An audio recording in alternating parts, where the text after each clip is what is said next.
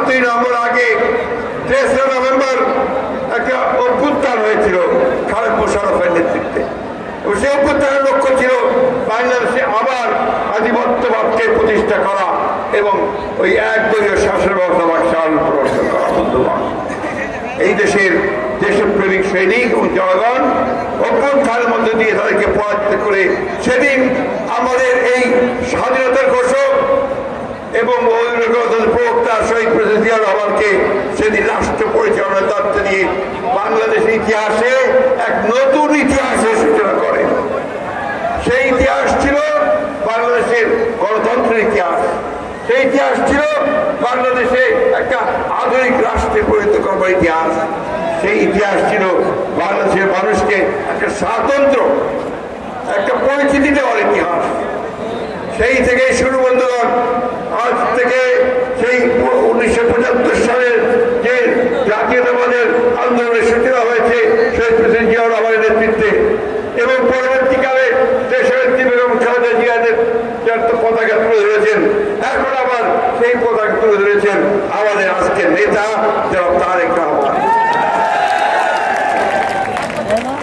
বাংলাদেশের অস্তিত্ব, বাংলাদেশের স্বাধীনতা, সার্বভৌমত্ব তাই এই মানুষগুলোর সঙ্গে আমাদের নেতাদের সঙ্গে একাত্ম হয়ে গেছে। বন্ধুগণ, আজকে 2024 সালে এই বছর আমরা আরেকটা অভ্যুত্থান দেখেছি, ছাত্র জনতার অভ্যুত্থান।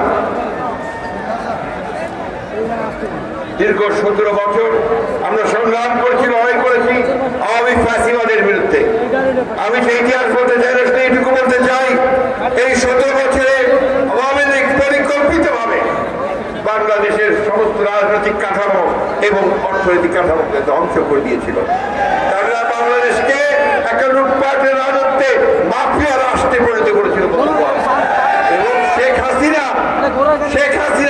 তার দর্শকদেরকে নিয়ে, তার সহকর্মীদের নিয়ে এই বাংলাদেশকে লুটপাট করে খেয়েছে। বন্ধুগণ, আল্লাহর কাছে অশেষ রহমত, আল্লাহর কাছে অশেষ শুকরিয়া আদায় করি যে আমাদের এই আন্দোলন দীর্ঘ 17 বছরে আমাদের অনেক মানুষ সেদিন নিহত হয়েছে। এই 17 বছরে অনেক মানুষ তাদের গুম হয়ে গেছে, আমাদের অনেক নেতা কর্মীকে হত্যা করা হয়েছে, প্রায় 60 লক্ষ মানুষের বিরুদ্ধে মিথ্যা মামলা দেওয়া হয়েছে।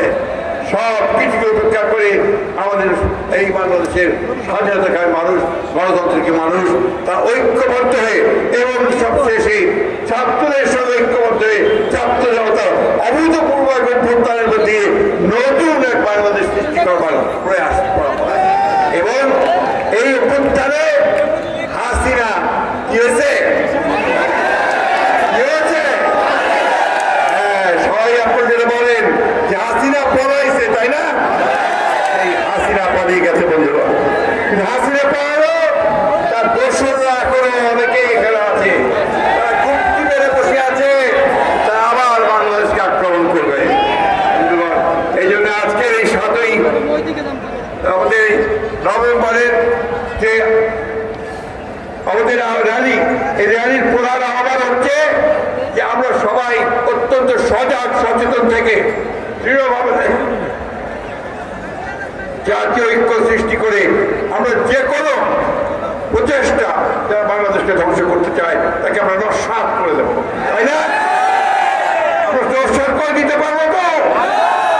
আমরা যে চেতনা উদ্বুদ্ধ হয়ে সাহসে ভর করে যেভাবে অতীতে এগিয়ে গিয়েছিলাম, সামনে আমাদের সামনে কোনো সংকট আসতে থাকে আমরা অবশ্যই মোকাবেলা করতে সম্ভব।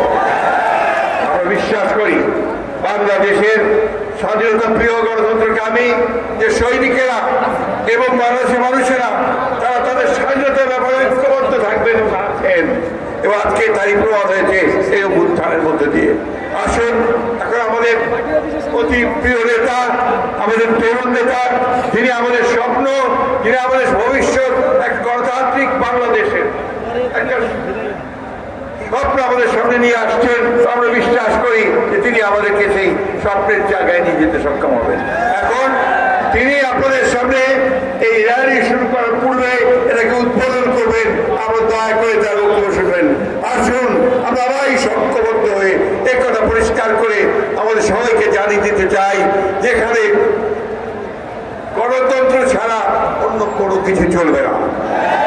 আবার কোন রকম স্বৈরতন্ত্র স্বৈরাচার আসার সুযোগ পাবে না, তাকে আমরা পরাজিত করবো। আমি এখন সকল আপনাদের শেষ করছি। আসসালামু আলাইকুম, খোদা হাফেজ।